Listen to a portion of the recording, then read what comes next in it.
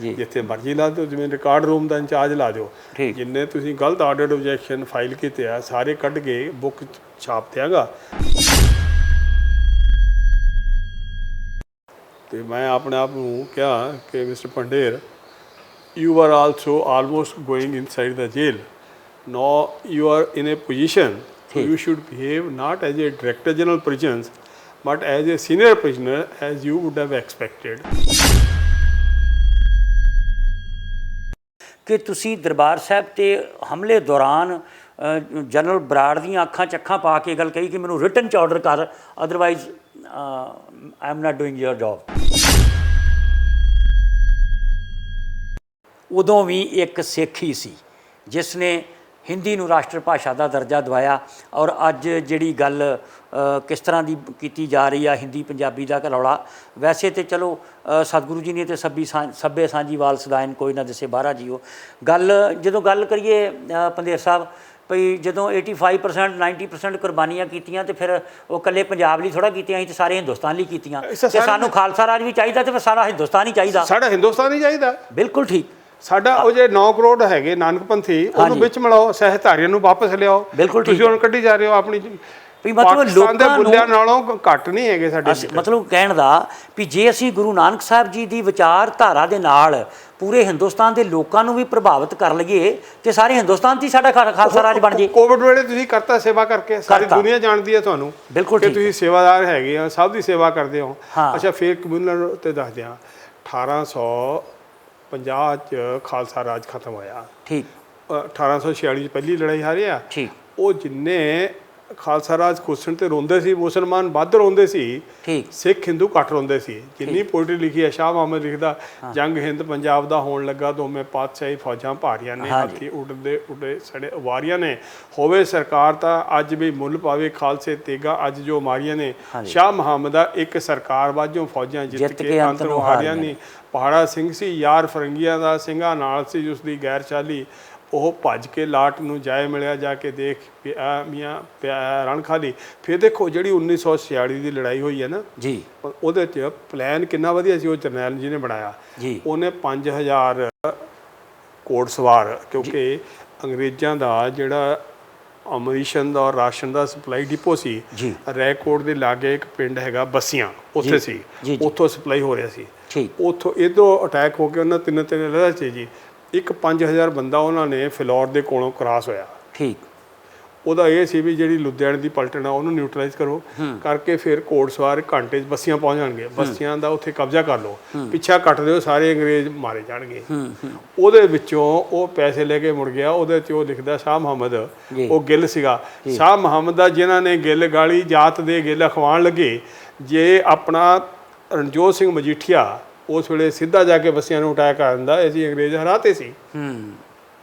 ਗਦਾਰੀ ਤਾਂ ਅਸੀਂ ਆਪ ਕੀਤੀ। ਠੀਕ। ਫਿਰ ਉਹ ਜਫਰ ਬੇਗ ਹੈਗਾ, ਉਹ ਲਿਖਦਾ ਦਾਰੂ ਤੇਜ਼ ਅੰਗਰੇਜ਼ ਦੀ ਜ਼ਹਿਰ ਵਾਲੀ ਪੀਂਦੇ ਸਾਰ ਹੋਇਆ, ਬੇਤਾਬ ਮਹਾਰਾਜਾ ਮਿੱਤਰ ਬਣ ਕੇ ਦਗਾ ਕਮਾਇਆ ਜੀ। ਮਤਲਬ ਮੁਸਲਮਾਨ ਜ਼ਿਆਦਾ ਰੋਂਦੇ ਸੀਗੇ, ਇੰਨਾ ਉਹਨੇ ਸੀਮੈਂਟ ਕਰਤਾ ਸੀ ਪੰਜਾਬੀ ਨੈਸ਼ਨਲਿਜ਼ਮ। ਇੱਕ ਸਵਾਮੀ ਦਇਆਨੰਦ ਸਰਸਵਤੀ ਹੋਇਆ ਜੀ, ਮੁਰਬੀ ਸਟੇਟ ਦਾ ਸੀ, ਆਰੀਆ ਸਮਾਜ ਦਾ ਫਾਊਂਡਰ ਜੀ। ਉਹ ਹੀ ਵਾਜ ਜੀਨੀਅਸ, ਪੋਜ਼ਿਟਿਵ ਐਜ ਏ। ਉਹਨੂੰ 14 ਸਾਲ ਦੀ ਉਮਰ ਦੇ ਵਿੱਚ ਚਾਰੇ ਬੇਦ ਜਵਾਨੀ ਯਾਦ ਸੀ। ਵਾਹ। ਐਡਾ ਉਹ ਫਿਰ ਉਹਦਾ ਵਿਆਹ ਕਰਨ ਲੱਗੇ, ਉਹ ਘਰੋਂ ਭੱਜ ਗਿਆ। ਉਹਦਾ ਬਾਪ ਨਾਇਬ ਤਹਿਸੀਲਦਾਰ ਰੈਂਕ ਦਾ ਸੀਗਾ ਸਰਕਾਰ 'ਚ। ਠੀਕ। ਅਤੇ ਉਹ ਜੀ 5 ਸਾਲ ਸਵਾਮੀ ਇੱਕ ਸੀਗੇ ਇੱਥੇ ਦੇ ਉਦਾਸੀ ਸੰਤ ਸਵਾਮੀ ਬ੍ਰਜਾਨੰਦ ਕਰਤਾਰਪੁਰ ਦੇ ਸੀਗੇ, ਇੱਥੇ ਦੇ ਜਲੰਧਰ ਦੇ। ਉਹਦਾ ਆਸ਼ਰਮ ਸੀ ਉੱਥੇ ਬਿੰਦਰਾਬਨ। ਠੀਕ। ਉਹਦੇ ਆਸ਼ਰਮ 'ਚ ਉਹ 5 ਸਾਲ ਰਿਹਾ। ਉਹਨੇ ਸਭ ਸਿੱਖ, ਉਹਨੂੰ ਗੁਰੂ ਗ੍ਰੰਥ ਸਾਹਿਬ ਵੀ ਜਵਾਨੀ ਯਾਦ ਸੀ। ਵਾਹ।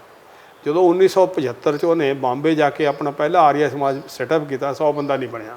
ਠੀਕ। 1977 'ਚ ਜਦੋਂ ਆ ਕੇ ਉਹਨੇ ਲਾਹੌਰ ਪਹਿਲਾ ਆਰੀਆ ਸਮਾਜ ਸੈਟਅਪ ਕੀਤਾ। ਠੀਕ।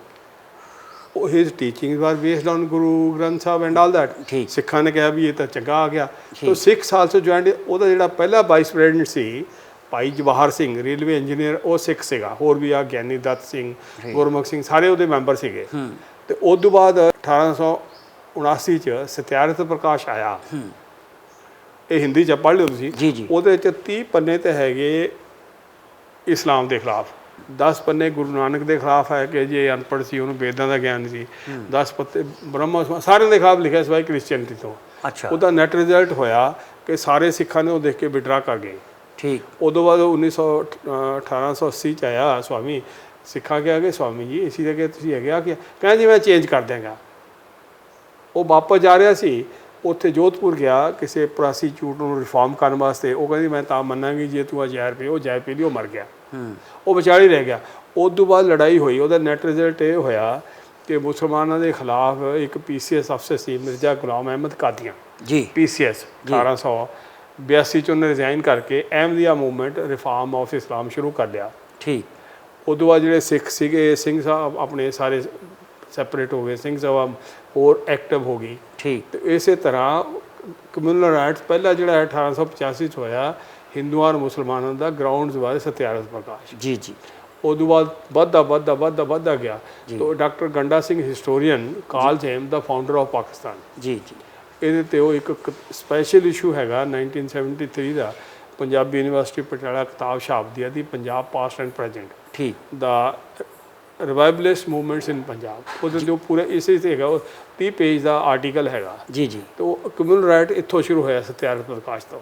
ਜੀ ਜੀ। ਤਾਂ ਇੱਥੋਂ ਹੀ ਬਣਦਾ ਤੇ 1928 ਤੱਕ ਮੁਹੰਮਦ ਅਲੀ ਜਿਨਾਹ ਮੈਂਬਰ ਵਾਜ ਆਲ ਇੰਡੀਆ ਕਾਂਗਰਸ ਕਮੇਟੀ ਦਾ ਮੈਂਬਰ ਸੀਗਾ। ਠੀਕ। ਮੁਸਲਿਮ ਦਾ ਮੈਂਬਰ ਸੀ, ਉਹ ਵੀ ਮੈਂਬਰ ਸੀ। ਠੀਕ ਹੈ। ਤੇ ਉਹ ਕਹਿੰਦਾ ਸੀ ਉਸ ਵੇਲੇ ਇੱਕ ਆਈ ਸੀ ਕਿ ਜਦੋਂ ਇੰਡੀਆ ਆਜ਼ਾਦ ਹੋਊ ਕੀ ਰਿਫਾਰਮ ਹੋਣਗੇ, constitution reform, Moti Lal Nehru report ਹੈ। ਤੇ ਉਹ ਕਹਿ ਰਿਹਾ ਸੀ ਕਿ ਤੁਸੀਂ ਮੇਰੀ ਆਹ ਗੱਲ ਮੰਨ ਲਓ, ਇਹਦੇ 'ਚ ਗਾਂਧੀ ਕਹਿੰਦੇ ਨੇ ਉਹਦੀ ਮੰਨੀ ਨਹੀਂ, ਉਹਨੇ ਰਿਜ਼ਾਈਨ ਕਰਕੇ ਹੀ ਬਿਕੇਮ ਪੱਕਾ ਪਾਕਿਸਤਾਨੀ। ਸੋ ਸਵਾਮੀ ਦਯਾਨੰਦ ਸਰਸਵਤੀ ਦਾ ਫਾਊਂਡਰ ਆਫ ਪਾਕਿਸਤਾਨ, ਮਹਾਤਮਾ ਗਾਂਧੀ ਦਾ founder of builder of Pakistan. 1928 'ਚ ਰਿਜ਼ਾਈਨ ਕਰਕੇ ਵੱਧਦਾ ਰੋਜ਼ ਚਲੇ ਗਏ। ਫਿਰ ਵੀ 1946 ਦੋ ਕਮਿਸ਼ਨ ਆਇਆ, ਇੱਕ 1942 'ਚ ਆਇਆ ਸੀ ਸਰ ਸਟੈਫਰਡ ਪਾਰਲੀਮੈਂਟਰੀ ਕਮਿਸ਼ਨ। ਉਦੋਂ ਬਾਅਦ 1946 'ਚ ਇੱਕ ਆਇਆ ਸੀ ਹੋਰ commission sir Pethick Lawrence commission on transfer of power. ਜੀ। ਉਹਨੇ ਰਿਕਮੈਂਡ ਕੀਤਾ ਸੀ ਤਿੰਨ ਚ ਕਿ how India can be reunited. ਉਹਨੂੰ ਪਹਿਲਾਂ ਰਿਜੈਕਟ ਮਹਾਤਮਾ ਗਾਂਧੀ ਨੇ ਕੀਤਾ, ਮੁਸਲਮਾਨਾਂ ਨੇ ਬਾਅਦ ਚ ਕੀਤਾ। ਠੀਕ ਠੀਕ। ਇਸ ਕਰਕੇ ਇਹ ਕਹਿਣਾ ਕਿ ਜਿਨਾਹ ਹੀ ਪਾਕਿਸਤਾਨੀ ਸੀ, ਉਹ ਨਹੀਂ ਸੀ, ਉਹ ਤਾਂ ਵਿਚਾਰਾ he was forced to be Pakistani, he was a very liberal man. ਬਿਲਕੁਲ ਠੀਕ ਹੈ ਜੀ। ਬਹੁਤ ਵਧੀਆ ਲੱਗਾ ਜੀ ਅੱਜ ਤੁਹਾਡੇ ਨਾਲ। ਕੋਈ ਐਸੀ ਜ਼ਿੰਦਗੀ ਦੀ ਕੋਈ ਐਸੀ ਘਟਨਾ DGP ਸਾਹਿਬ ਜਿਹੜੀ, ਕਿਉਂਕਿ ਪੂਰੀ ਦੁਨੀਆ ਤੁਹਾਨੂੰ ਸੁਣ ਰਹੀ ਆ, ਅਤੇ ਕੋਈ ਐਸੀ ਗੱਲ ਜਿਹੜੀ ਤੁਸੀਂ ਸਾਡੇ ਨਾਲ ਸਾਂਝੀ ਕਰਨਾ, ਕਿਉਂਕਿ ਸਾਡੇ ਸਵਾਲ ਕਾਫੀ ਸੀ, ਮੇਨ ਸਾਡਾ ਫੋਕਸ ਸੀ 84 ਦੀ ਜਿਹੜੀ ਉਹ ਘਟਨਾ ਹੋਈ ਆ। ਉਹ ਤਾਂ ਆਪਾਂ ਗੱਲ ਹੀ ਹੁਣ ਮੈਂ ਤੁਹਾਨੂੰ ਦੱਸ ਦਿੰਦਾ ਜੀ, ਜੇਲ੍ਹਾਂ ਦੀ ਜਿਹੜੇ ਇਹ ਟੈਰਰਿਸਟ ਨੇ ਜੀ, ਇਹ ਵੀ 95% ਐਟ ਗੁਪਟ people, they are the victims of circumstances. ਠੀਕ। ਮੈਂ ਉੱਥੇ DGP ਸੀਗਾ ਅਤੇ ਉਹ ਮੇਰੇ ਹੋਮ ਮਿਨਿਸਟਰ ਨੇ ਥਾਣੇਦਾਰ ਨੂੰ ਕਹਿ ਕੇ ਕਿਸੇ ਬੰਦੇ ਨੂੰ ਗਲਤ ਅਰੈਸਟ ਕਰਾ ਲਿਆ। ਠੀਕ। ਦੂਜੇ ਦਿਨ ਮੇਰੇ ਕੋਲ ਰੋਂਦੇ ਪਿੱਟਦੇ ਆਏ ਜੀ, ਅਤੇ ਉਹ ਉਹਨਾਂ ਦੀ ਐਪਲੀਕੇਸ਼ਨ ਲੈ ਕੇ ਮੈਂ ਵਾਇਰਲੈਸ ਮੈਸੇਜ ਭੇਜਿਆ SP ਨੂੰ ਇਨਕੁਆਇਰੀ ਕਰਕੇ ਹੁਣੇ ਭੇਜ। ਉਹ ਰਾਤ ਨੂੰ 11 ਵਜੇ ਆਈ ਜੀ, ਤਾਂ ਥਾਣੇ ਦਾ ਕਸੂਰ ਫੜਿਆ ਗਿਆ ਜੀ, ਅਤੇ ਉਹ ਮੈਂ ਸਸਪੈਂਡ ਕਰਤਾ। ਉਹ ਦੂਜੇ ਦਿਨ ਥਾਣੇਦਾਰ ਹੋਮ ਮਿਨਿਸਟਰ ਕੋਲ ਜਾ ਕੇ ਰੋਇਆ ਪਿੱਟਿਆ ਕਿ ਜੀ ਤੁਸੀਂ ਮੈਨੂੰ ਆਹ ਕਿਹਾ ਸੀ, ਮੈਨੂੰ DGP ਨੇ ਆਹ ਕਹਿਤਾ। ਹਾਂਜੀ। ਅਤੇ ਉਹ ਕਹਿੰਦਾ ਮੈਨੂੰ ਬੁਲਾਇਆ, why you are suspended? I said sir he had done a wrong thing. ਜੀ। He said, I asked, I said, your job is to maintain the law, not to break it, and I will not allow you to break it. He says, I am fed up from you. I say, sir, I am also fed up from you. Let's go to the Chief Minister, separate as friends. ਅਸੀਂ ਜੀ CM ਸਾਹਿਬ ਦੇ ਚਲੇ ਗਏ ਜੀ। CM ਸਾਹਿਬ ਹੱਸ ਕੇ ਕਹਿੰਦੇ, ਉਹ how you are together? ਮੈਂ ਕਿਹਾ ਜੀ we have a serious problem. ਹਾਂਜੀ। ਤੁਹਾਡਾ ਹੋਮ ਮਿਨਿਸਟਰ ਇਸ ਤਰ੍ਹਾਂ ਕਰਦਾ, ਮੈਂ ਕਰਦਾ, ਸਾਡੀ ਰੋਜ਼ ਲੜਾ, ਤੂੰ ਸੈਪਰੇਟ। ਕਹਿੰਦੇ ਤੈਨੂੰ ਕੋਈ ਇਤਰਾਜ਼ ਨਹੀਂ? ਮੈਂ ਕਿਹਾ ਜੀ ਮੈਂ ਨਾ ਚੋਰ ਨਾ ਕੰਮ ਚੋਰ, ਕੰਮ ਕਰਨਾ, ਤਨਖਾਹ ਲੈਣੀ, ਜਿੱਥੇ ਮਰਜ਼ੀ ਲਾ ਦਿਓ, ਜਿਵੇਂ ਰਿਕਾਰਡ ਰੂਮ ਦਾ ਇੰਚਾਰਜ ਲਾ ਦਿਓ। ਜਿੰਨੇ ਤੁਸੀਂ ਗਲਤ ਆਰਡਰਡ ਓਬਜੈਕਸ਼ਨ ਫਾਈਲ ਕੀਤੇ ਆ ਸਾਰੇ ਕੱਢ ਕੇ ਬੁੱਕ ਛਾਪ ਦਿਆਂਗਾ, you have to start the inquiry. ਅਤੇ ਉਹ ਨਾ ਜੀ ਇਹ ਤਾਂ ਨਹੀਂ ਲਾਇਆ। ਉਹ ਫਿਰ ਮੇਰੇ ਪੁਲਿਸ ਵਾਲਿਆਂ ਨੂੰ ਪੁੱਛਿਆ, ਪੁਲਿਸ ਵਾਲਾ ਹੀ ਮਾਰਦਾ ਬਾਕੀ। ਉਹ ਕਹਿੰਦੇ ਜੀ ਇਹਨੂੰ ਜੇਲ੍ਹ ਚਲਾ ਦਿਓ, 5 ਜੇਲ੍ਹਾਂ, ਇੱਥੇ ਕੰਮ ਧੰਦਾ ਕੋਈ ਹੈ ਨਹੀਂ, ਕੰਮ ਕਰਨ ਵਾਲਾ ਆਦਮੀ ਹੈ, ਇਹ ਪਾਗਲ ਹੋ ਜਾਊ। ਅੱਛਾ ਜੀ। ਉਹ ਜੀ ਮੈਨੂੰ ਜੇਲ੍ਹ ਦੀ ਲਗਾਤਾ ਉਹਨਾਂ ਨੇ। ਅੱਛਾ ਜੀ। ਅਤੇ ਮੈਂ ਗਿਆ ਅਤੇ ਮੈਂ ਆਪਣੇ ਆਪ ਨੂੰ ਕਿਹਾ ਕਿ mister Pander, you are also almost going inside the jail, no you are in a position, you should behave not as a director general prisons but as a senior prisoner, as you would have expected the DGP to behave with the prisoners. So this concept.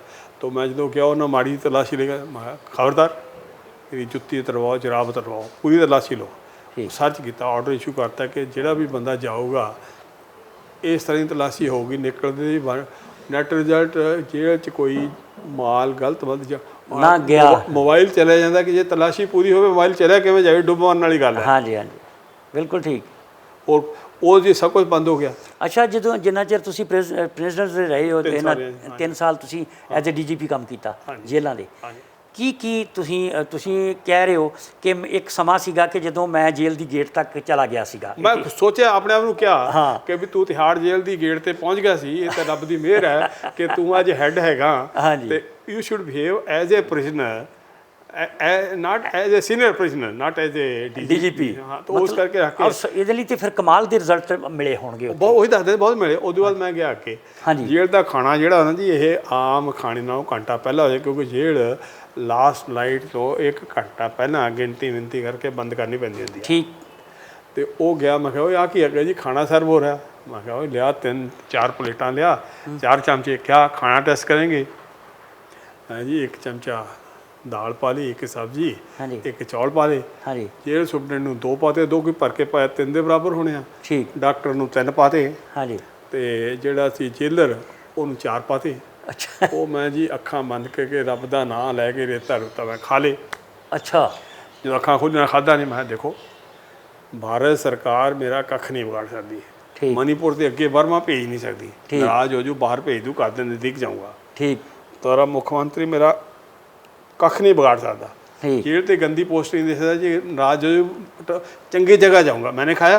ਮੈਂ ਕਿਹਾ ਦੇਖ ਜੇਲ੍ਹ ਨੂੰ ਤੈਨੂੰ ਤਾਂ ਹੁਣੇ dismiss ਕਰ ਦੂੰ ਅੱਧੇ ਘੰਟੇ 'ਚ। ਹਾਂ। ਤੁਹਾਨੂੰ ਮੈਂ 2 ਘੰਟੇ ਦੇ ਅੰਦਰ ਸਸਪੈਂਡ ਕਰਾ ਦੂੰਗਾ। ਖਾਓ ਇਹਨੂੰ। ਉਹ ਜੋ ਵਿਚਾਰਿਆ ਡਰਦੇ ਮਾਰੇ ਖਾ ਲਿਆ। ਅੱਛਾ।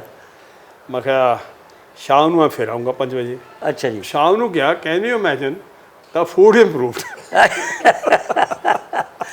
ਮਤਲਬ ਰੋਟੀ ਵਧੀਆ ਬਣ ਗਈ ਵੀ ਹੁਣ ਇਹ ਤਾਂ ਸਾਨੂੰ ਵੀ ਖਾਣੀ ਪਊਗੀ। ਹਾਂ। ਤੇ ਫਿਰ ਉਹ ਹੋਰ ਵੀ ਕੀਤਾ। ਫਿਰ ਉਹ ਤੋਂ ਬਾਅਦ ਉਹ ਨਾਲੀਆਂ ਸੀ ਪੁਰਾਣੇ ਜ਼ਮਾਨੇ 'ਚ, ਨਹੀਂ ਤੁਸੀਂ ਇੱਕ ਜਿੰਦਾ ਹੁੰਦਾ ਉਹ ਵੱਟਾਂ ਪਾਉਣ ਵਾਲਾ। ਹਾਂਜੀ ਹਾਂਜੀ।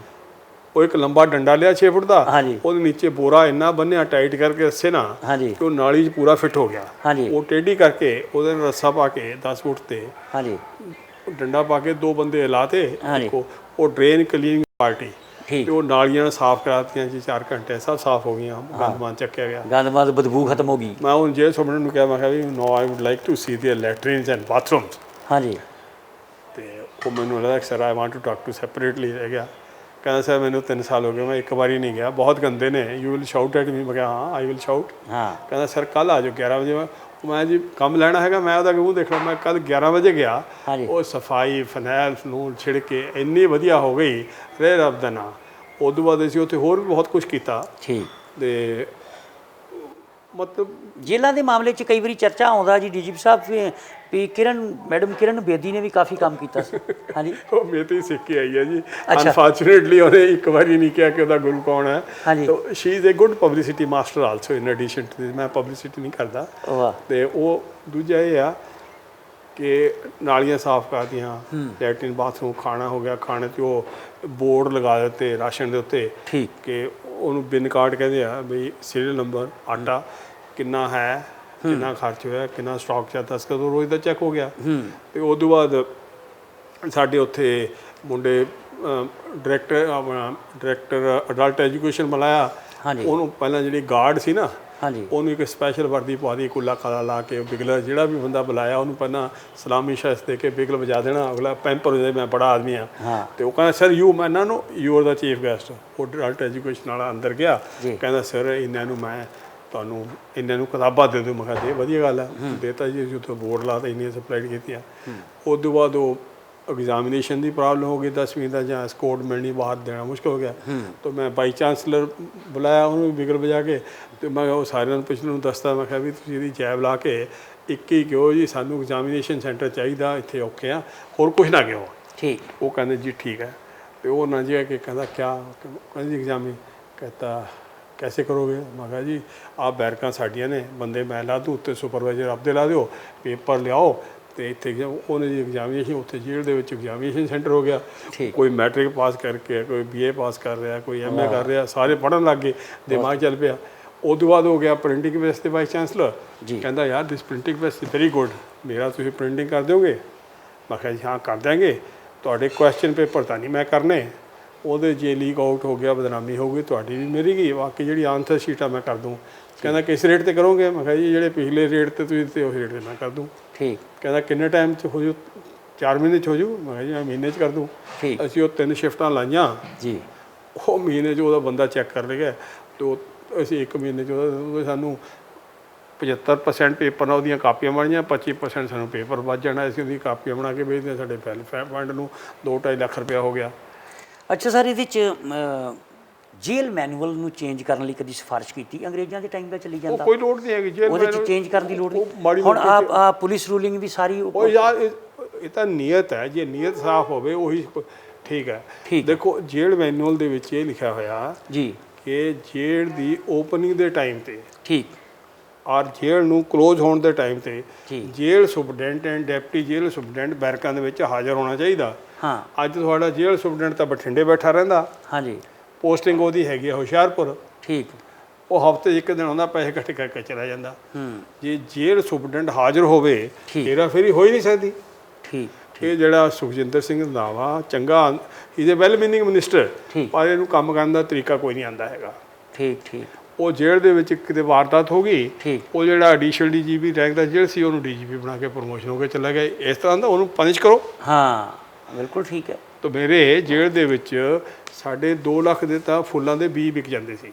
ਵਾਹ। ਅੱਜ ਜਿਹੜਾ ਗੰਦਾ ਨਾਲੀਆਂ ਦਾ ਪਾਣੀ ਜਾਂਦਾ ਸੀ ਨਾ, ਉਹ ਸਲਰੀ ਪੰਪ ਲਾ ਕੇ ਅਸੀਂ ਫੁੱਲਾਂ ਨੂੰ ਦੇਣਾ, ਸਾਡਾ 11 ਇੰਚ ਦਾ ਡੇਲੀਆ ਹੋ ਜਾਂਦਾ ਸੀ, ਐਡਾ ਵੱਡਾ। ਕੀ ਬਾਤ। ਇਹ ਕਿਸ ਜੇਲ੍ਹ ਦੀ ਗੱਲ? ਮਨੀਪੁਰ ਦੇ ਵਿੱਚ। ਮਨੀਪੁਰ 'ਚ। ਉਹ ਸਾਡੀ ਇੱਕ ਜੇਲ੍ਹ 'ਚ 130 ਏਕੜ ਜ਼ਮੀਨ ਸੀ। ਅੱਛਾ। 5 ਏਕੜ ਸਾਡੇ ਕੋਲ ਪਪੀਤਾ ਸੀਗਾ। ਵਾਹ। 2 ਏਕੜ ਤੁਲਸੀ ਸੀ, 2 ਏਕੜ ਬ੍ਰਹਮੀ ਸੀ, ਬਾਕੀ ਹੋਰ ਫਰੂਟ ਵੀ ਬਹੁਤ ਕੁਛ ਲੱਗਿਆ ਹੋਇਆ ਸੀ। ਉਹਦੇ 'ਚ ਸਾਡੇ ਕੋਲ ਲੱਕੜੀ ਦਾ ਆਰਾ ਸੀ। ਠੀਕ। ਲੱਕੜੀ ਉੱਥੇ ਗਿੱਲੀ ਹੁੰਦੀ ਆ, ਉਹ ਕਰੈਕ ਹੁੰਦੀ।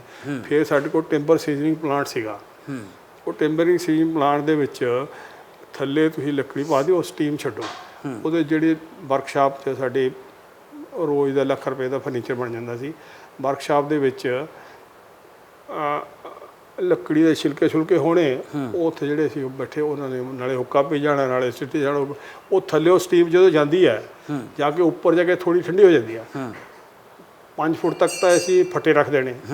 ਉਸ ਤੋਂ ਬਾਅਦ 7 ਫੁੱਟ 'ਤੇ ਅਸੀਂ ਜਾਲੀ ਪਾਤੀ। ਜਾਲੀ ਪਾ ਕੇ ਜਿੰਨੇ ਵੀ ਸਾਡੇ ਗੇਂਦੇ ਦੇ ਫੁੱਲ ਸੁੱਕਦੇ ਸੀ ਉੱਤੇ ਉਹ ਪਾ ਦੇਣੇ, ਨਾਲੇ ਉਹਦੇ ਨਾਲ ਡੇਲੇ ਦੇ ਫੁੱਲ ਪਾ ਦੇਣੇ। ਅੱਛਾ। ਉਹ ਜਦੋਂ 5 ਦਿਨਾਂ 'ਚ ਲੱਕੜੀ ਸੁੱਕ ਜਾਂਦੀ ਹੈ, ਸੁੱਕ ਕੇ ਉਹ ਫੁੱਲ ਕੱਢ ਲੈਣੇ, ਉਹ ਪ੍ਰਿਜ਼ਨ ਨਾਲ ਸਾਫ਼ ਕਰਕੇ ਉਹ 2-2.5 ਲੱਖ ਦੇ ਵਿਕ ਜਾਣੇ। ਵਾਹ ਕੀ ਬਾਤ। ਉੱਥੇ ਸਾਡੇ ਪਿੰਡ ਆਪਣੇ ਜੇਲ੍ਹ 'ਚ ਇਹ ਸੀਗਾ 1-2 ਗਰਾਸ ਹੈਗੇ, ਲੈਮਨ ਗਰਾਸ, ਸਿਟਰਨੋਲਾ ਗਰਾਸ, ਖੁਸ਼ਬੂ ਵਾਲੇ ਹੁੰਦੇ ਆ ਜੀ। ਉਹਦਾ ਇੱਕ ਤਾਂ ਅਸੀਂ ਉਹਦੇ ਟੁਕੜੇ ਕੱਟ ਕੇ ਉਹਨਾਂ ਦੀ ਚਾਹ 'ਚ ਪਾ ਦਿੰਦੇ ਸੀ, ਉਹਦੇ ਫਲੇਵਰ ਆਉਂਦਾ ਸੀ। ਹਾਂ। ਦੂਜਾ ਜਿਹੜਾ ਵੱਧ ਹੁੰਦਾ ਉਹ ਕੱਟ ਕੇ ਛੋਟੇ ਉੱਥੇ ਪੱਠੀ 'ਤੇ ਚਾੜ੍ਹ ਕੇ ਅਸੀਂ ਉਹਦਾ ਸੈਂਟ ਬਣਾ ਲੈਂਦੇ ਸੀ। ਉਹ ਸਾਡਾ 10,000 ਰੁਪਏ ਕਿਲੋ ਸੈਂਟ ਵਿਕ ਜਾਂਦਾ ਸੀ। ਠੀਕ। 1000 ਰੁਪਏ ਕਿਲੋ।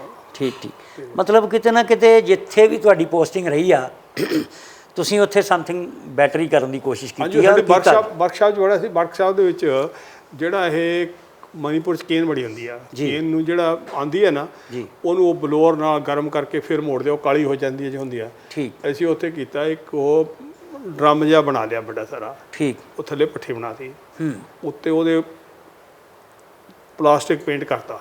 ਠੀਕ। ਇੱਕ ਉਹਦੇ 'ਚ ਨਈ ਹਰੀ ਕੇਨ ਕੱਟ ਕੇ ਨਾ, ਜਿਹੜੇ ਸਾਈਜ਼ ਚਾਹੀਦੀ ਆ, ਅਤੇ ਜਿਵੇਂ ਗੋਲ ਬਣਾਉਣੀ ਆ, ਇੱਥੇ ਤਿਰਛੀ ਮਾਰ ਕੇ, ਇੱਥੇ ਤਿਰਛੀ ਮਾਰ ਕੇ ਉਹ ਵਿੱਚ ਪਾ ਦੇਣੀ।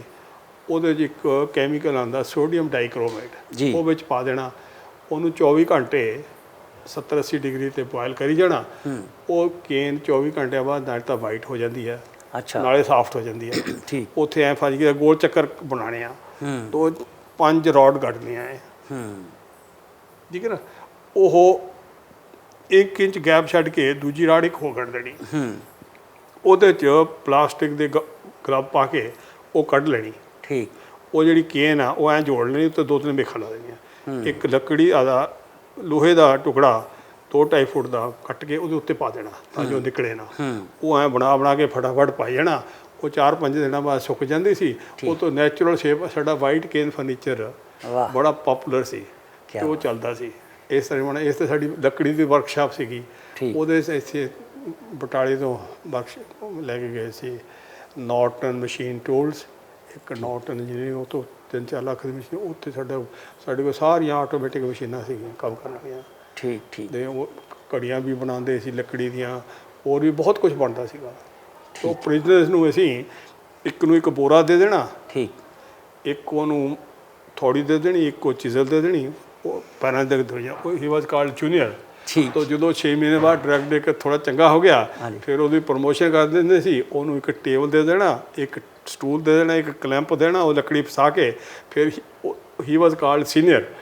ਤੇ ਉਦੋਂ ਆ ਜਿਹੜੇ ਛੱਡ ਦੇਣੇ, ਜਿਹੜੇ ਹੋਏ ਨੇ, ਜਿਹੜੇ ਥੋੜ੍ਹਾ ਉਹਨੂੰ ਰੱਖ ਲੈਣਾ, ਉਹ ਹੀ ਵਾਸ 30 ਦੇ ਉੱਤੇ ਇੱਕ ਲਾ ਦੇਣਾ, ਹੀ ਵਾਸ ਕਾਲਡ ਸੁਪਰਵਾਈਜ਼ਰ। ਉਹ ਪ੍ਰਿਜ਼ਨਰ ਜੀ ਸੀ। ਇਸ ਤਰ੍ਹਾਂ ਹੀ ਜਿਹੜੇ ਵੱਡੇ ਟੈਰਰਿਸਟ ਸੀ, ਇੱਕ ਬਹੁਤ ਵੱਡਾ ਟੈਰਰਿਸਟ ਸੀ, ਉਹ ਆਇਆ। ਮੈਂ ਉਹਦਾ ਰਿਕਾਰਡ ਪੜ੍ਹਿਆ ਵੀ ਵਿਚਾਰਿਆਂ ਦੀ ਜ਼ਿਆਦਤੀ ਹੋਈ ਹੈ। ਮੈਨੂੰ ਬੁਲਾਇਆ ਆਪਦੇ ਆਪ ਵਿੱਚ। ਮੈਂ ਕਿਹਾ ਵੀ I know you are a good man but unfortunately, ਕਹਿੰਦਾ ਯੈਸ। ਮੈਂ ਕਿਹਾ ਵੀ now I am trusting you ਜੀ ਐਜ਼ ਏ ਗੁੱਡ ਮੈਨ। ਠੀਕ। Now if you run away from the jail, so I will be dismissed, my children will starve, they will curse you in this life and future life. But if you behave properly, I will make sure that you are released early. ਹਾਂਜੀ। ਜੀ ਉਹਨੂੰ ਜੇਲ੍ਹ ਦਾ ਜੈਲਦਾਰ ਬਣਾਤਾ। ਇੱਥੇ ਲਾਲ ਪੱਟਾ ਅੱਛਾ, ਬਣ ਕੇ ਸਾਰੀ ਜੇਲ੍ਹ ਦਾ incharge ਉਹ ਸੀ। ਹਰੇਕ barrack ਦਾ ਇੱਕ ਲੰਬੜਦਾਰ ਬਣਾਤਾ, ਜਿਹੜਾ ਤਕੜਾ ਪ੍ਰਿਜ਼ਨਰ ਸੀ। ਹਾਂਜੀ। ਉਹਨਾਂ ਨੂੰ ਇੱਕ ਸਾਡੇ ਉੱਥੇ ਸਰ ਕੁਲਵੰਤ ਸਿੰਘ ਚੀਮਾ ਸੀ, ਇਹ ਵਾਜ ਟਰੱਕ ਡਰਾਈਵਰ। ਉਹਦੇ ਕੋਲ, ਮੇਰੇ ਪਿੰਡ ਦਾ, ਉਹਦੇ ਕੋਲ ਇੱਕ ਟਰੱਕ ਸੀਗਾ। ਮੇਰੇ ਕੋਲ ਆਇਆ ਸਨ 72 'ਚ, ਕਹਿੰਦਾ ਸਰ ਜੇ ਤੁਸੀਂ ਮੇਰੀ ਗਰੰਟੀ ਦੇ ਦਿਓ, ਬੈਂਕ ਮੈਨੇਜਰ ਮੈਨੂੰ ਲੋਨ ਦੇ ਦੇਗਾ, ਮੈਂ 2 ਟਰੱਕ ਲੈ ਲੂੰ। ਮੈਂ ਬੈਂਕ ਮੈਨੇਜਰ ਬੁਲਾਇਆ, ਮੈਂ ਕਿਹਾ ਵੀ ਇਹਨੂੰ ਲੋਨ ਦੇ ਦੇ, ਮੈਂ ਗਰੰਟੀ ਦਿੰਦਾ। ਕਹਿੰਦਾ ਜੀ ਤੁਸੀਂ ਕਹਿੰਦਾ ਮੋਰ ਦੈਨ ਸਫੀਸ਼ੀਐਂਟ। ਉਹ ਅੱਜ ਕੱਲ੍ਹ 70-80 ਕਰੋੜ ਦਾ ਮਾਲਕ ਹੈਗਾ। ਉਹਦੇ ਕੋਲ ਟਾਟਾ ਟਰੱਕਾਂ ਦੀ ਏਜੰਸੀ ਆ। ਉਹਦੇ ਕੋਈ ਅੱਛਾ ਸੀ, ਉਹ ਕਹਿੰਦਾ ਜੀ ਮੈਂ ਦਾਨ ਕਰਨਾ। ਮੈਂ ਕਿਹਾ ਠੀਕ ਹੈ, ਆ ਮੇਰੀਆਂ 70 ਬੈਰਕਾਂ ਨੇ, ਤੂੰ 70 black and white TV set ਦੇ ਦੇ। ਕਹਿੰਦਾ ਜੀ ਠੀਕ ਹੈ। ਉਹਨੇ ਜੀ ਪੈਸੇ ਦੇ ਦਿੱਤੇ। ਅਸੀਂ ਫੈਕਟਰੀ ਤੋਂ TV ਸੈੱਟ ਲੈ ਕੇ ਉਹਦਾ ਬੋਰਡ ਲਾਤਾ, ਹਰੇਕ ਬੈਰਕ 'ਚ ਇੱਕ TV ਲਾਤਾ। ਫਿਰ ਉਹਨਾਂ ਨੂੰ ਲਾਇਬ੍ਰੇਰੀ ਖੋਲ੍ਹ ਦਿੱਤੀ। ਠੀਕ। ਫਿਰ ਉਹ ਇੱਕ ਕਹਿੰਦਾ ਜੀ ਸਾਨੂੰ ਜਿਮ ਚਾਹੀਦਾ, ਉਹਨਾਂ ਨੂੰ ਜਿਮ ਸ਼ੁਰੂ ਕਰਤਾ। ਪ੍ਰਿੰਟਿੰਗ ਪ੍ਰੈਸ ਦੀ ਸਾਡੇ ਕੋਲ। ਫਿਰ ਉਹ ਇਲੈਕਸ਼ਨ ਡਿਪਾਰਟਮੈਂਟ ਦਾ ਆਇਆ, ਕਹਿੰਦਾ ਸਰ ਮੇਰੀ ਇਹ ਪ੍ਰਿੰਟਿੰਗ ਠੀਕ ਨਹੀਂ ਹੁੰਦੀ, ਕਰ ਦਿਓਗੇ? ਜੀ। ਮੈਂ ਕਿਹਾ ਹਾਂ। ਕਹਿੰਦਾ ਜੀ 2 ਮਹੀਨੇ 'ਚ ਹੋ ਜੂ? ਮੈਂ ਕਿਹਾ 15 ਦਿਨ 'ਚ ਹੋ ਜੂਗੀ। ਮੈਂ ਕਿਹਾ ਤੂੰ ਆਪਣਾ ਇੱਕ ਸੁਪਰਵਾਈਜ਼ਰ ਦੇ ਦੇ, ਜਿਹੜਾ ਚੈੱਕ ਕਰਕੇ ਪ੍ਰੂਫ ਰੀਡਿੰਗ ਕਰੀ ਜਾਵੇ। ਅਤੇ ਅਸੀਂ ਉਹ 3 ਸ਼ਿਫਟਾਂ ਲਾਈਆਂ। ਉਹ ਸਾਡਾ ਰਿਟਾਇਰਡ DGP NSG ਸਰਦਾਰ ਗੁਰਦਿਆਲ ਸਿੰਘ ਜੀ ਪੰਧੇਰ ਸਾਹਿਬ ਦੇ ਨਾਲ ਅਸੀਂ ਗੱਲਬਾਤ ਕਰ ਰਹੇ ਸਾਂ, ਔਰ ਜ਼ਿੰਦਗੀ ਦੀਆਂ ਬੜੀਆਂ ਖੂਬਸੂਰਤ ਤੇ ਕਈ ਤਲਖ ਸੱਚਾਈਆਂ ਜਿਹੜੀਆਂ ਨੇ ਅੱਜ ਉਹਨਾਂ ਨੇ ਆਪ ਸਭ ਦੇ ਸਾਹਮਣੇ ਰੱਖੀਆਂ ਨੇ। ਤੁਹਾਨੂੰ ਸਾਡੀ ਇਹ ਇੰਟਰਵਿਊ ਕਿਵੇਂ ਲੱਗੀ? ਤੁਹਾਡੇ ਕਮੈਂਟਸ ਸਾਡੇ ਲਈ ਬਹੁਤ ਵੈਲਿਊਏਬਲ ਨੇ, ਔਰ ਕਈ ਐਸੇ ਇਤਿਹਾਸਕ ਪੁਆਇੰਟ ਅੱਜ ਸਾਹਮਣੇ ਆਏ ਨੇ ਕਿ ਰਾਸ਼ਟਰ ਭਾਸ਼ਾ ਗੁਰਮੁਖ ਸਿੰਘ ਜੀ ਦੇ ਮੁਸਾਫਿਰ ਦੇ ਸਾਈਨਾਂ ਦੇ ਉੱਤੇ ਜਿਹੜੀ ਆ ਇਹ ਇੱਥੇ ਮੰਨੀ ਗਈ ਆ ਭਾਰਤ ਦੇ ਵਿੱਚ। ਔਰ ਸ਼ਾਇਦ ਇਹ ਪਹਿਲੇ IPS ਅਫਸਰ ਨੇ ਸਰਦਾਰ ਗੁਰਦਿਆਲ ਸਿੰਘ ਜੀ ਪੰਧੇਰ ਸਾਹਿਬ, ਰਿਟਾਇਰਡ DGP, ਜਿਨ੍ਹਾਂ ਨੇ ਸਰਦਾਰ Manmohan Singh ji X prime minister, ਜਿਨ੍ਹਾਂ ਨੂੰ ਕਰਪਟ ਕਿਹਾ ਵਾ, ਔਰ ਕਿਸ ਲਹਿਜੇ ਨਾਲ ਕਿਹਾ ਉਹ ਵੀ ਗੱਲ ਕਲੀਅਰ ਆ। ਇਸ ਤਰ੍ਹਾਂ ਦੇ ਪੁਆਇੰਟ ਜੇਲ੍ਹਾਂ ਦੇ ਵਿੱਚ ਕਿੰਨਾ ਸੁਧਾਰ ਕੀਤਾ, ਔਰ ਉਹ ਗੱਲ ਇਹਨਾਂ ਦੀ ਬੜੀ ਸਪੈਸ਼ਲ ਆ ਕਿ ਮੈਂ ਇੱਕ ਜੇਲ੍ਹ ਤੱਕ ਇੱਕ ਕੈਦੀ ਦੇ ਰੂਪ 'ਚ ਜਾਣਾ ਸੀ, ਔਰ ਉੱਥੇ DGP ਬਣ ਕੇ ਫਿਰ ਜੋ ਉਹਨਾਂ ਨੇ ਹੈੱਡ ਪ੍ਰਿਜ਼ਨਰ ਦੇ ਤੌਰ 'ਤੇ ਕੀਤਾ, ਕਹਿੰਦੇ DGP ਬਣ ਕੇ ਨਹੀਂ ਕੀਤਾ, ਔਰ ਕਮਾਲ ਦਾ ਕੰਮ ਕੀਤਾ। ਇਸ ਤਰ੍ਹਾਂ ਦੀਆਂ ਸ਼ਖਸੀਅਤਾਂ, ਬੜੀਆਂ ਮਾਣਮੱਤੀਆਂ ਸ਼ਖਸੀਅਤਾਂ ਨੇ ਸਾਡੇ ਦੇਸ਼ ਦੇ ਲਈ, ਸਾਡੇ ਪੰਜਾਬ ਦੇ ਲਈ, ਸਾਡੀ ਕੌਮ ਦੇ ਲਈ ਸਪੈਸ਼ਲੀ। ਔਰ ਕਦੀ DGP ਸਾਹਿਬ ਜਾਂਦਿਆਂ ਜਾਂਦਿਆਂ ਇੱਕ ਲਾਸਟ ਸਵਾਲ ਆ ਵੀ ਇੱਕ ਸਿੱਖ ਹੋਣ ਦੇ ਨਾਤੇ ਕਿਸੇ ਸਿੱਖ ਜਥੇਬੰਦੀ ਨੇ ਜਾਂ ਕਿਸੇ ਸਿੱਖ ਸੰਪਰਦਾ ਨੇ, ਕਿਸੇ ਸੰਸਥਾ ਨੇ ਕਦੀ ਕੋਈ ਆਨਰ ਕੀਤਾ ਹੋਵੇ? ਤੁਹਾਡੇ ਕੰਮ ਬੜੇ ਵਧੀਆ ਨੇ। ਮੈਂ ਜੀ ਆਨਰ ਗੁਰੂ ਸਾਹਿਬ ਤੋਂ ਮੰਗੀ ਦੀ ਆ। ਵਾਹ। ਸਵੇਰੇ 2 ਮਿੰਟ ਉਹਨੂੰ ਇੱਕ ਦਿਨ ਮੰਗ ਲਈਦਾ, ਸ਼ਾਮ ਨੂੰ 1 ਮਿੰਟ ਉਹਦਾ ਧੰਨਵਾਦ ਕਰ ਦਿੱਤਾ। ਬਹੁਤਾ ਗੁਰੂ ਸਾਹਿਬ ਨੂੰ ਤੰਗ ਨਹੀਂ ਕਰਦਿਆ, ਤੇ ਗੁਰੂ ਆਪਣੀ ਮਿਹਰ ਕਰ ਦਿੰਦਾ ਹੈ। ਬੜੀ ਚੰਗੀ ਗੱਲ ਹੈ ਜੀ, ਕਿਉਂਕਿ ਸਪੈਸ਼ਲੀ ਗੱਲ ਜਿਹੜੀ ਅੰਡਰਲਾਈਨਡ ਆ ਕਿ ਤੁਸੀਂ ਦਰਬਾਰ ਸਾਹਿਬ 'ਤੇ ਹਮਲੇ ਦੌਰਾਨ ਜਨਰਲ ਬਰਾੜ ਦੀਆਂ ਅੱਖਾਂ 'ਚ ਅੱਖਾਂ ਪਾ ਕੇ ਗੱਲ ਕਹੀ ਕਿ ਮੈਨੂੰ ਰਿਟਨ 'ਚ ਆਰਡਰ ਕਰ, otherwise I am not doing your job. ਹਾਂਜੀ, ਉਹ ਮੈਂ ਕਿਹਾ ਸੀ ਵੀ ਕੱਲ੍ਹ ਇਨਕੁਆਇਰੀ ਹੋਏਗੀ, ਜਲਿਆਂਵਾਲੇ ਬਾਗ ਦਾ ਵੀ ਲਾਰਡ ਹੰਟਰ ਇਨਕੁਆਇਰੀ ਕਮਿਸ਼ਨ ਬੈਠਿਆ, ਇੱਥੇ ਵੀ ਕੋਈ ਸੁਪਰੀਮ ਕੋਰਟ ਦਾ ਜੱਜ ਬੈਠੂਗਾ। ਤਾਂ ਮੈਂ ਤਾਂ ਕਾਗਜ਼ ਪੱਕੇ ਕਰਕੇ, ਜੀ ਮੇਰੇ ਤਾਂ ਉਸਤਾਦ ਨੇ ਇਹ ਦੱਸਿਆ, ਕਾਗਜ਼ ਪੱਕੇ ਕਰਕੇ ਅੱਗੇ ਚੱਲਣਾ। ਅੱਛਾ, ਇਹ ਗੱਲ ਦਾ ਅਕਾਲੀ ਦਲ ਨੂੰ ਜਾਂ SGPC ਨੂੰ ਕਦੀ ਦਰਬਾਰ ਸਾਹਿਬ ਗਿਆ ਕਿਤੇ ਸਰੋਪਾ ਬਖਸ਼ਿਸ਼ ਕੀਤਾ ਹੋਵੇ ਵੀ ਇਹ ਉਹ ਸ਼ਖਸ ਆ ਵੀ ਹਾਂਜੀ ਮੈਂ ਕਦੇ ਗੁਰੂ ਮਤਲਬ ਜਾਂ ਪਤਾ ਹੀ ਨਹੀਂ ਕਿਸੇ ਨੂੰ? ਨਹੀਂ ਨਹੀਂ, ਪਤਾ ਪੁੱਤੇ ਦਾ ਮੈਨੂੰ ਪਤਾ ਨਹੀਂ, ਮੈਂ ਆਪਣਾ ਪਬਲਿਸ਼ ਮੈਂ ਤਾਂ ਜੀ 31 ਨੂੰ ਟੇਕ ਓਵਰ ਕੀਤਾ ਨਾ, ਮੇਰਾ ਸਟਾਫ ਅਫਸਰ ਸੀ ਸਰਦਾਰ ਜਗੀਰ ਸਿੰਘ ਜੀ, ਅਸੀਂ ਦੋਨੇ ਪੈਰ ਆਪਣੇ ਗੱਡੀ ਕੁਤਵਾਲੀ ਖੜੀ ਕਰਕੇ ਪੈਦਲ ਗਏ, ਉੱਥੇ ਜੋੜਾ ਘਰ ਜੋੜਾ ਰੱਖ ਕੇ ਅਰਦਾਸ ਕੀਤੀ ਕਿ ਬਾਬਾ ਤੇਰੀ ਨਗਰੀ 'ਚ ਆਇਆ, ਸਾਡੀ ਨੌਕਰੀ ਥੋੜੀ ਜੀ ਖਤਰਨਾਕ ਹੈ ਤੇ ਤੂੰ ਬੇਮੁਖ ਨਹੀਂ ਹੈਗੇ, ਪਰ ਹੁਣ ਵਿੱਚ ਨਹੀਂ ਅਸੀਂ ਆਣਾ, ਅਸੀਂ ਜਾਣ ਲੱਗੇ ਹੀ ਆਵਾਂਗੇ, ਤੇ ਸਾਡੀ ਇਹੀ ਬੇਨਤੀ ਹੈ ਵੀ ਜਦੋਂ ਆਈਏ ਤੇ ਨੰਗੇ ਪੈਰੀ ਆਈਏ, ਜੁੱਤੀ ਪਾ ਕੇ ਨਾ ਆਉਣਾ ਪਏ। ਵਾਹ, ਬੜੀ ਵੱਡੀ ਗੱਲ। ਉਹੀ ਗੁਰੂ ਸਾਹਿਬ ਨੇ ਸਾਡੀ ਮਨਜ਼ੂਰ ਕਰ ਲਈ, ਤਾਂ ਸਾਨੂੰ ਜੀ ਜੁੱਤੀ ਪਾ ਕੇ ਨਹੀਂ ਜਾਣਾ ਪਿਆ। ਹੋਰ ਦਿਨ ਸਮਝਣ ਉਹ ਤਾਂ ਬੰਦਾ ਰਾਜਦਾ ਹੀ ਨਹੀਂ। ਬਹੁਤ ਵਧੀਆ ਗੱਲ ਹੈ ਜੀ, ਔਰ ਇਹ ਹਮੇਸ਼ਾ ਜਿਹੜੀ ਹੈ ਅੱਜ ਦੀ ਸਾਡੀ ਇੰਟਰਵਿਊ ਇੱਕ ਅਹਿਮ ਦਸਤਾਵੇਜ਼ ਵਜੋਂ ਹਮੇਸ਼ਾ ਸਾਂਭੀ ਰਹੇਗੀ। ਆਉਣ ਵਾਲੀ ਜਨਰੇਸ਼ਨ ਨੂੰ ਪਤਾ ਲੱਗੂਗਾ ਕਿ ਤੁਸੀਂ ਕੀ ਕੀਤਾ ਇੱਕ ਜ਼ਿੰਮੇਵਾਰ IPS ਅਫਸਰ ਹੁੰਦਿਆਂ ਹੋਇਆਂ, ਔਰ ਹਮੇਸ਼ਾ ਇਸ ਗੱਲ ਦਾ ਮਾਣ ਮਹਿਸੂਸ ਕੀਤਾ ਜਾਏਗਾ। ਬਹੁਤ ਧੰਨਵਾਦ, ਔਰ ਸਾਡੀ ਇਹ ਅਰਦਾਸ ਬੇਨਤੀ ਹੈ ਸਤਿਗੁਰੂ ਜੀ ਦੇ ਚਰਨਾਂ 'ਚ ਕਿ ਤੁਹਾਨੂੰ ਤੰਦਰੁਸਤੀ ਸਿਹਤ ਮਿਲੇ, ਤੁਸੀਂ ਹੋਰ ਅਜੇ ਸਟੱਡੀ ਕਰੋ, ਹੋਰ ਸਾਨੂੰ ਇਸ ਤਰ੍ਹਾਂ ਦੀਆਂ ਜਾਣਕਾਰੀਆਂ ਦੱਸੋ, ਸਾਨੂੰ ਢੰਗ ਤਰੀਕਾ ਦੱਸੋ, ਚੰਗੀ ਜੀਵਨ ਜਾਂਚ ਬਾਰੇ ਜਿਹੜੀ ਆ ਆਪਣੀ ਐਕਸਪੀਰੀਅੰਸ ਸਾਡੇ ਨਾਲ ਸਾਂਝੇ ਕਰੋ। ਇਹ ਸਾਡੀ ਅਰਦਾਸ ਹੈ। ਤੁਹਾਡੀ ਚੰਗੀ ਸਿਹਤ ਲਈ ਵੀ ਬਹੁਤ ਮਿਹਰਬਾਨੀ। ਜਾਂਦਿਆਂ ਜਾਂਦਿਆਂ ਸਾਡੇ ਦਰਸ਼ਕਾਂ ਨੂੰ ਕੁਝ ਕਹਿਣਾ ਚਾਹੋ ਤਾਂ 2 ਮਿੰਟ ਲਈ। ਨਹੀਂ ਜੀ, ਮੈਂ ਇੱਕ ਇਹ ਕਹਾਂਗਾ ਜੀ ਕਿ ਇਹ ਹਰੇਕ ਇੱਕ ਛੋਟੀ ਜਿਹੀ ਕਿਤਾਬ ਛਾਪੋ, 15-20 ਪੇਜ ਦਾ ਕਿਤਾਬਚਾ ਜੀ, ਜਿਹੜਾ ਹਰੇਕ ਸਿੱਖ ਨੂੰ ਹੋਣਾ ਚਾਹੀਦਾ ਜੀ ਸਿੱਖ ਧਰਮ ਬਾਰੇ। ਇੱਕ ਤਾਂ ਇਹ ਆ ਕਿ ਸਿੱਖ ਧਰਮ ਸਭ ਤੋਂ ਛੋਟੀ ਉਮਰ ਦਾ ਧਰਮ ਹੈਗਾ। ਬਿਲਕੁਲ ਠੀਕ, ਲੇਟੈਸਟ ਸਾਡੇ ਛੋਟੀ ਉਮਰ ਦੇ ਸਭ ਸਾਡੇ ਗੁਰੂ ਸਾਹਿਬ ਗੁਰੂ ਨਾਨਕ ਦੇਵ ਜੀ ਚੀਨ 'ਚ ਵੀ ਗਏ ਆ, ਤਿੱਬਤ 'ਚ ਵੀ ਗਏ ਆ, ਬੰਗਲਾਦੇਸ਼, ਸ਼੍ਰੀਲੰਕਾ, ਪੂਰਾ ਭਾਰਤ ਤੇ Pakistan, Afghanistan, Iran, Iraq, Saudi Arabia, Jerusalem, Azerbaijan ਤੇ ਤਾਸ਼ਕੰਦ 'ਚ ਹੋ ਕੇ ਆਏ ਨੇ। ਉਹਨੂੰ ਜਿੱਥੇ ਵੀ ਕਿਤੇ ਚੰਗੀ ਚੀਜ਼ ਮਿਲੀ, ਜਿਵੇਂ ਉਹ ਜਗਨਨਾਥਪੁਰੀ 'ਚ ਇੱਕ ਸੀਗੇ ਚੈਤਨਿਆ ਮਹਾਂਪ੍ਰਭੂ, ਉਹਦੇ ਨਾਲ 1 ਮਹੀਨਾ ਰੋਜ਼ ਬੱਚੇ ਆਰਟ ਟਾਂਦਰਾ ਕਰਦੇ ਰਹੇ ਜੀ। ਉਦੋਂ ਬਾਅਦ ਜਿਹੜੀਆਂ ਉਹਨਾਂ ਨੂੰ ਚੰਗੀਆਂ ਚੀਜ਼ਾਂ ਆਈਆਂ, ਉਹਨਾਂ ਨੇ ਜਾਂ ਤਾਂ ਸਿੱਖ ਧਰਮ 'ਚ ਆਪਦੇ ਹੱਥ ਨਾਲ ਲਿਖਿਆ ਨੇ, ਤੇ ਜਾਂ ਸਾਡੇ ਸਿੱਖ ਗੁਰੂਆਂ ਨੇ ਆਪਦੇ ਨਾਲ ਸਦੇ ਸੀ। ਜਿਵੇਂ ਗੁਰੂ ਨਾਨਕ ਦੇਵ ਜੀ ਕੋਲ ਭਾਈ ਵਾਲਾ ਸੀ, ਉਹ ਲਿਖਦਾ ਸੀ। ਗੁਰੂ ਅਰਜਨ ਦੇਵ ਜੀ ਕੋਲ ਭਾਈ ਗੁਰਦਾਸ ਜੀ ਸੀ, ਉਹ ਡਿਕਟੇਟ ਕਰਦੇ ਸੀ, ਉਹ ਲਿਖਦਾ ਸੀ। ਗੁਰੂ ਗੋਬਿੰਦ ਸਿੰਘ ਜੀ ਕੋਲ ਭਾਈ ਮਨੀ ਸਿੰਘ ਤੇ ਬਾਬਾ ਦੀਪ ਸਿੰਘ, ਉਹ ਡਿਕਟੇਟ ਉਹ ਲਿਖਦੇ ਸੀ। ਤਾਂ ਇਹ ਜਿਹੜਾ ਵੀ ਇਹਨਾਂ ਨੇ ਹੈਗਾ ਨਾਲ ਦੀ ਨਾਲ ਲਿਖਿਆ। ਜਿਵੇਂ ਈਸ਼ਾ ਮਿਸ਼ਾ ਬਹੁਤ ਅੱਛੇ ਮਹਾਂਪੁਰਖ ਹੋਏ ਆ, ਪਰ ਉਹਨਾਂ ਦੀ ਜਿਹੜੀ ਬਾਈਬਲ ਹੈ ਉਹ 250 ਸਾਲ ਬਾਅਦ ਲਿਖੀ ਗਈ ਹੈ। Saint Mathews and Saint Jones ਨੇ ਲਿਖੀ ਹੈ। ਅੱਜ ਤੁਹਾਨੂੰ 75 ਕਿਸਮ ਦੀ ਬਾਈਬਲ ਮਿਲਦੀ ਆ ਜੀ। ਇਸੇ ਤਰ੍ਹਾਂ ਕੁਰਾਨ ਸ਼ਰੀਫ ਵੀ ਆਪਣੇ ਹਜ਼ਰਤ ਮੁਹੰਮਦ ਸਾਹਿਬ ਦੀ ਡੈਥ ਤੋਂ 20 ਸਾਲ ਬਾਅਦ ਲਿਖਿਆ ਗਿਆ। 20 ਸਾਲ ਇਹ ਇਹਨਾਂ ਨੇ ਆਪਣੇ ਹੱਥੀਂ ਲਿਖਿਆ, ਆਪਣੀ ਮੋਹਰ ਲਾਈ ਹੈ, ਤਦ ਹੀ ਇਹਦੇ 1430 ਪੰਨੇ ਚੱਲਦੇ ਆ, ਨਾ 1431 ਹੋਇਆ ਨਾ 1429 ਹੋਇਆ। ਬਿਲਕੁਲ ਠੀਕ। ਦੂਜਾ, ਇਹ ਵੈਲ ਟਰੈਵਲਡ ਸੀਗੇ, ਸਭ ਤੋਂ ਚੰਗੀ ਚੀਜ਼ ਮਿਲੀ ਹੈ ਜੀ। ਤੇ ਦੂਜਾ, ਸਿੱਖ ਧਰਮ ਦਾ ਜਿਹੜਾ ਗੁਰੂ ਗ੍ਰੰਥ ਸਾਹਿਬ ਹੈ ਵੀ ਇਹਦੇ ਬਾਅਦ ਕੋਈ ਡਿਸਟੋਰਸ਼ਨ ਨਾ ਹੋ ਸਕੇ। ਜਿਹੜੀ ਪੁਰਾਣੀਆਂ ਬੀੜਾਂ ਨੇ ਉਹ ਪੜੋ, ਰਨਿੰਗ ਲਾਈਨ ਹੈ ਉਹਦੇ, ਕਿਤੇ ਵੀ ਕੰਨਾ। ਸਿੱਖ ਧਰਮ ਦੇ ਵਿੱਚ ਇਹ ਸੈਕੂਲਰ ਰਿਲੀਜਨ ਹੈ, ਸਭ ਦਾ ਸਾਂਝਾ ਹੈਗਾ। ਬਿਲਕੁਲ ਠੀਕ। ਇੱਕ ਤਾਂ ਇਹ ਹੈ ਵੀ ਦਰਬਾਰ ਸਾਹਿਬ ਦਾ ਨੀਂਹ ਪੱਥਰ ਵੀ ਮੁਸਲਮਾਨ ਫਕੀਰ ਤੋਂ ਰਖਾਇਆ, ਸਾਈਂ ਮੀਆਂ ਮੀਰ ਤੋਂ ਜੀ। ਉਸ ਤੋਂ ਬਾਅਦ ਜਿਹੜੀ ਗੁਰੂ ਗ੍ਰੰਥ ਸਾਹਿਬ ਹੈ ਇਹਦੇ 'ਚ 36 ਮਹਾਂਪੁਰਸ਼ਾਂ ਦੀ ਬਾਣੀ ਹੈ। ਬਿਲਕੁਲ ਠੀਕ। ਜਿਹਦੇ 'ਚ 6 ਮੁਸਲਮਾਨ ਹੈਗੇ ਜੀ। ਜਿਵੇਂ ਭਗਤ ਕਬੀਰ ਹੈ, ਇਹਦੇ 530 ਸ਼ਲੋਕ ਨੇ ਜੀ। ਇਹ ਚੌਥੇ ਨੰਬਰ ਤੇ ਆ। ਪਹਿਲੇ ਨੰਬਰ ਤੇ ਗੁਰੂ ਅਰਜਨ ਦੇਵ ਜੀ ਦੇ ਸ਼ਲੋਕ ਹੈਗੇ 2305 ਜੀ। ਦੂਜੇ ਨੰਬਰ ਤੇ ਗੁਰੂ ਨਾਨਕ ਦੇਵ ਜੀ ਦੇ ਹੈਗੇ 632। ਇਸੇ ਤਰ੍ਹਾਂ ਤੀਜੇ ਨੰਬਰ ਤੇ ਗੁਰੂ ਅਮਰਦਾਸ ਜੀ ਦੇ, ਚੌਥੇ ਨੰਬਰ ਤੇ ਹੈਗਾ ਭਗਤ ਰਵਿਦਾਸ ਦੇ 30 ਸ਼ਲੋਕ ਹੈਗੇ। ਆ ਜਿਹੜੇ ਜੱਟ ਗੁਰੂ ਦੇ ਸਾਹਮਣੇ ਕਬਜ਼ਾ ਕਰੀ ਬੈਠੇ, ਇਹਨਾਂ ਦੇ 3 ਸ਼ਲੋਕ ਨੇ 697 ਪੇਜ ਤੇ। ਉਹ ਜੱਟੋ ਜੀ, ਉਹ 697 ਪੇਜ ਤੇ 3 ਸ਼ਲੋਕ ਨੇ। ਗੋਪਾਲ ਤੇਰਾ ਆਰਤਾ ਜੀ। ਉਹ ਭਾਈ ਤੁਸੀਂ ਜੱਟੋ, ਤੁਸੀਂ ਜੱਫੀ ਨਾ ਪਾਓ, ਇਹ ਗੁਰੂ ਗ੍ਰੰਥ ਸਾਹਿਬ ਸਭ ਦਾ ਸਾਂਝਾ। ਨਹੀਂ, ਇਹ ਮਹਿਸੂਸ ਕਰਨ ਵਾਲੀ ਗੱਲ ਹੈ। ਜੱਟਾਂ ਨੇ ਜੱਫੀ ਨਹੀਂ ਪਾਈ, ਉਹ ਤੇ ਸਮਝਦੇ ਆ ਜਿਹੜੇ ਸਿਆਣੇ ਨੇ ਵੀ ਇਹ ਤੇ ਸਭੇ ਸਾਂਝੀ ਵਾਲ ਸਦਾਇਨ ਵਾਲੀ ਗੱਲ ਹੈ। ਹੁਣ ਕੀ ਕਰਦੇ ਕੀ ਹੈ, ਉਹ ਤੁਸੀਂ ਆਪਣੇ ਸਹਿਤਾਰਿਆਂ ਨੂੰ ਕੱਢੀ ਜਾ ਰਹੇ ਹੋ ਵਿੱਚੋਂ। ਵੇਖੋ, ਉਹ ਕੁਛ ਸੌੜੀ ਸੋਚ ਵਾਲੇ ਕੁਛ ਲੀਡਰਸ ਦਾ ਕੰਮ ਆ। ਉਹੀ ਸਾਰਿਆਂ ਨੂੰ ਮਤਲਬ ਤੁਸੀਂ ਗਿਆਨ ਦਿਓ ਵੀ ਭਾਈ ਇਹ ਗੁਰੂ ਗ੍ਰੰਥ ਸਾਹਿਬ ਸਭ ਦਾ ਸਾਂਝਾ ਹੈਗਾ। ਹਾਂ, ਬਿਲਕੁਲ। ਇਹ ਤੁਹਾਡੇ ਦਰਬਾਰ ਸਾਹਿਬ ਦੇ 4 ਗੇਟ ਨੇ ਜੀ। ਕੋਈ ਈਸਟ ਤੋਂ ਵੜ ਜਾਓ, ਸਾਊਥ ਤੋਂ, ਜਿੱਥੋਂ ਮਰਜ਼ੀ ਆ ਜਾਓ, ਔਰ 4 ਵਰਨ ਹੈਗੇ, ਚਾਰਾਂ ਨੂੰ ਇਜਾਜ਼ਤ ਆਉਣ ਦੀ ਬਿਲਕੁਲ ਠੀਕ। ਇੱਕ ਦੋ ਹੀ ਬੰਦਿਸ਼ਾਂ ਨੇ ਵੀ ਸਿਰ ਢੱਕ ਕੇ ਆਓ, ਪੈਰ ਧੋ ਕੇ ਆਓ, ਹਾਂ, ਬਿਲਕੁਲ ਹੋਰ ਕੁਝ ਨਹੀਂ ਹੈਗਾ।